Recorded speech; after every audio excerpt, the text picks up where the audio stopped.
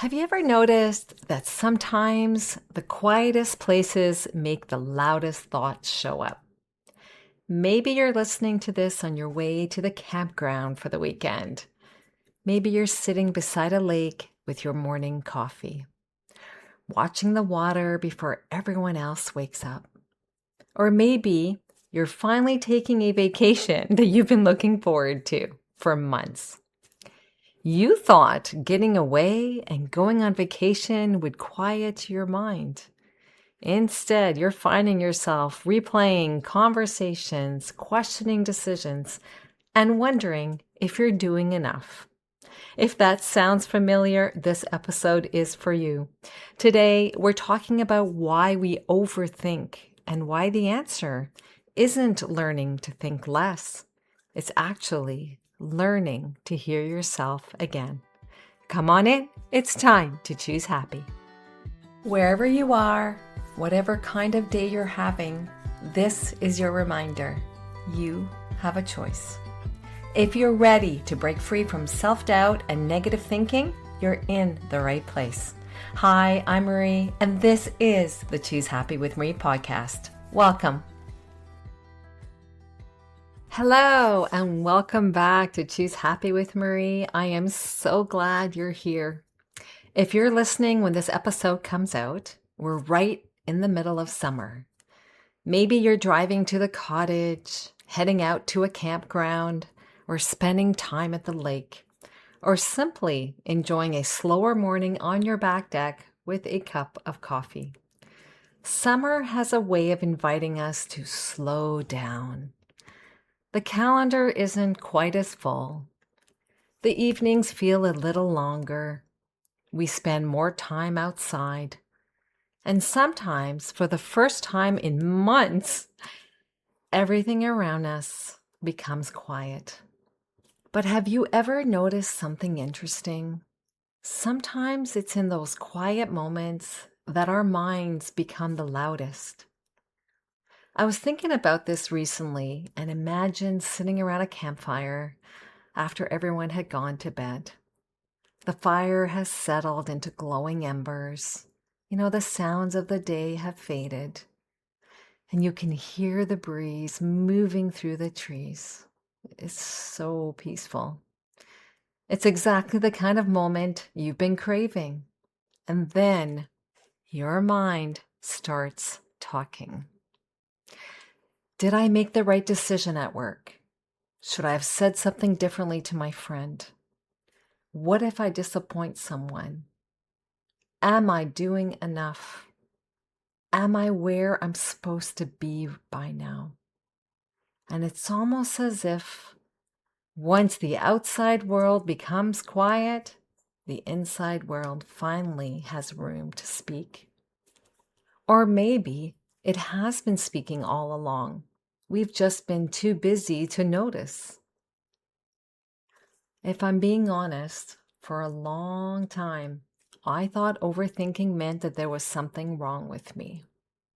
I thought it meant that I wasn't confident enough, that I wasn't decisive enough, that everyone else somehow knew how to make decisions without replaying every possible outcome in their head.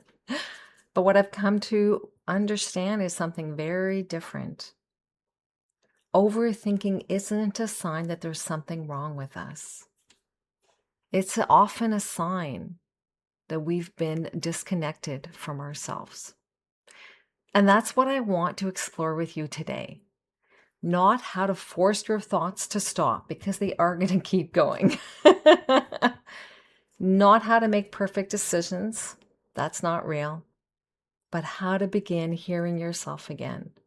Because I think that's where self-trust begins. And that's where overthinking can end. I want to tell you something that I hope will feel like a little bit of relief. I don't think you're bad at making decisions.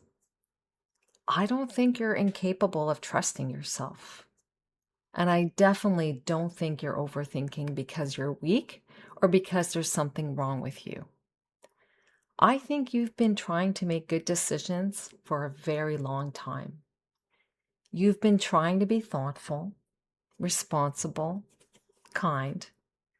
You've wanted to make choices that wouldn't hurt anyone, choices that you wouldn't regret, choices that would keep the people you love happy and the life you've worked so hard to build on track.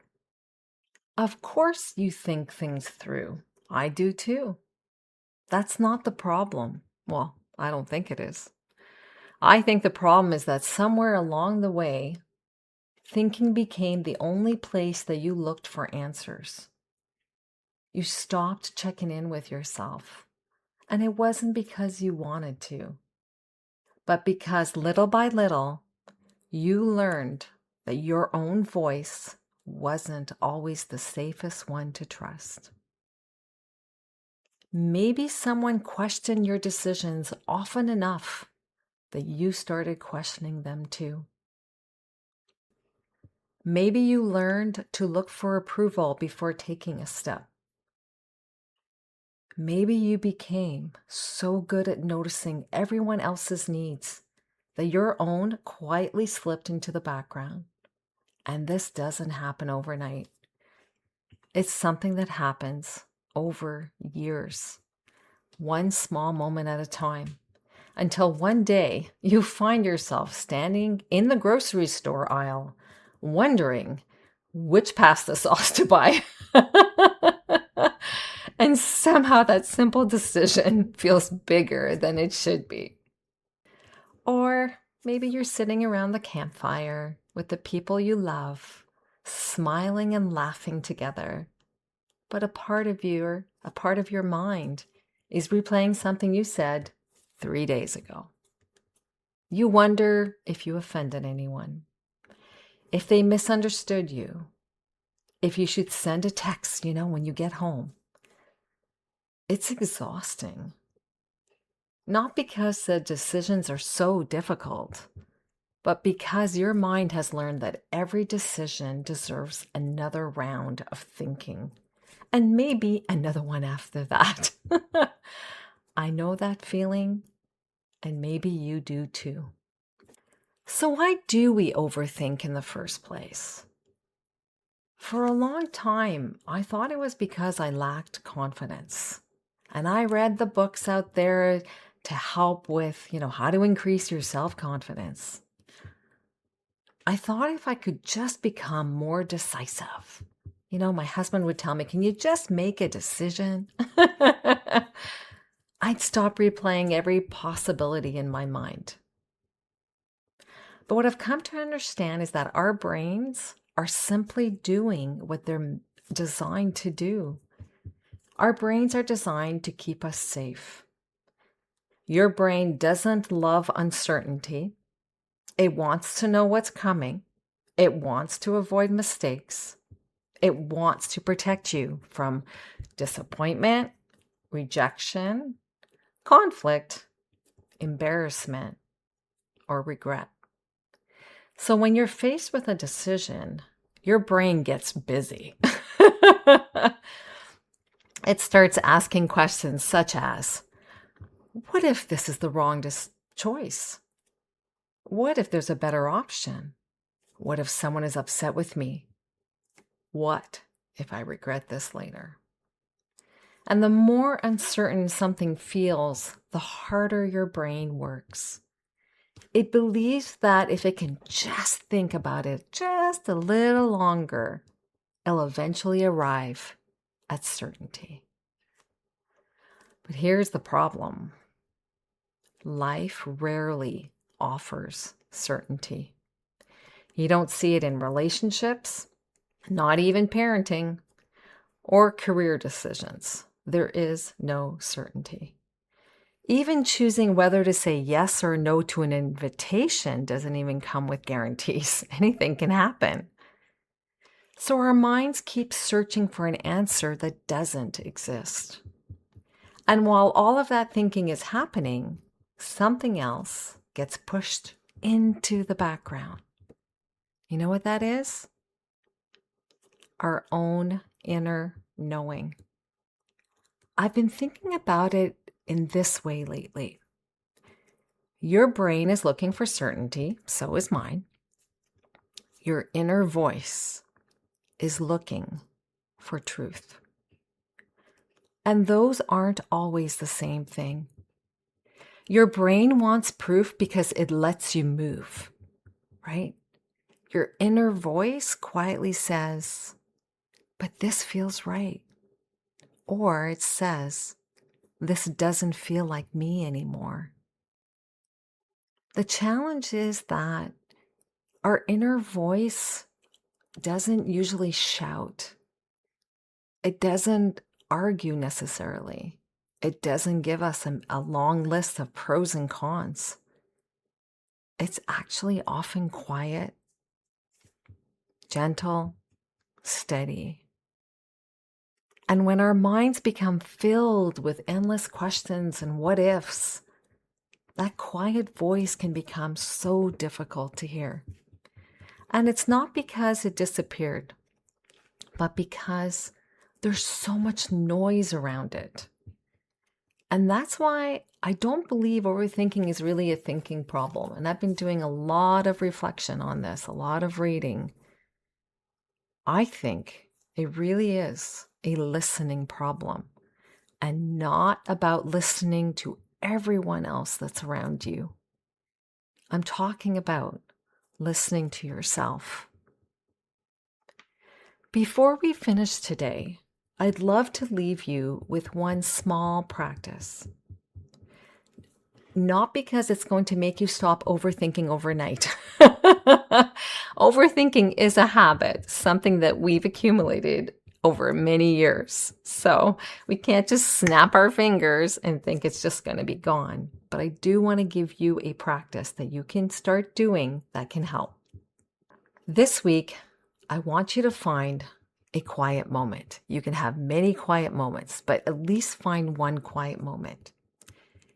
If you are on vacation, if you're at the campground, maybe you're sitting by the campfire or at the cottage after everyone has gone to bed. Or maybe you're watching the sun come up over the lake.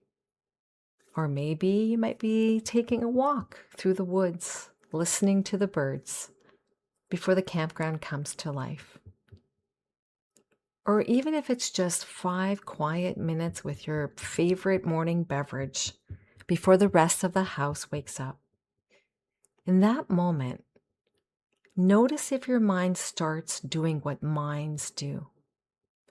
Notice the questions, the what ifs, the replaying, or if your mind is starting to problem solve. You don't have to make them go away. I just want you to notice them. Maybe you haven't noticed them before. And then gently ask yourself one simple question. What feels true for me? I'll repeat it. What feels true for me? This isn't about saying, what should I do? Or what would everyone else want me to do? Or what's the perfect decision? I want you to ask yourself, what feels true for me? And then give yourself permission to sit with whatever comes up. You don't have to act on it immediately. You don't have to defend it to other people.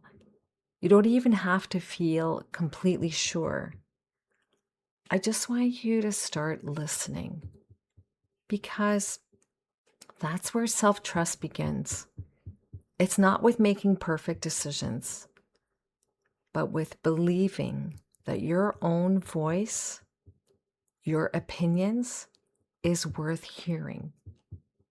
And the more often that you pause and listen before reaching out for someone else's opinion, the stronger that relationship with yourself becomes.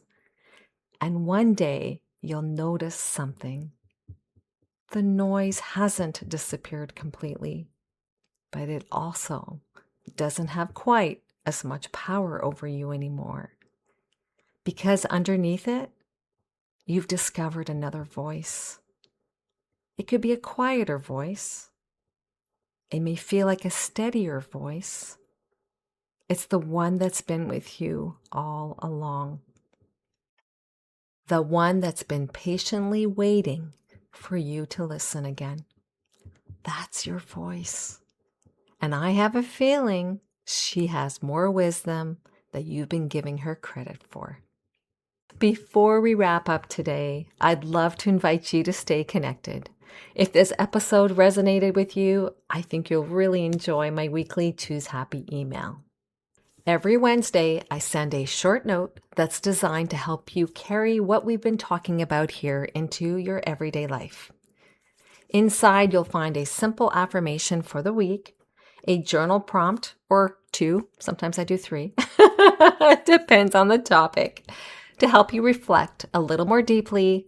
And I also give a link to the newest podcast episode, so it's easy to listen whenever you have a quiet moment. Think of it as a gentle pause in your week. A reminder to slow down, check in with yourself, and keep strengthening that relationship that matters the most, the one you have with yourself. It's also where I'll occasionally share personal reflections and behind-the-scenes insights that I don't always talk about on the podcast. My hope is that each email feels less like something to add to your inbox and more like hearing from a friend who simply wants to remind you that you're not alone and that you can choose happy. You can join us at choosehappywithmarie.com, or the link will be in the show notes. I'd love to welcome you there.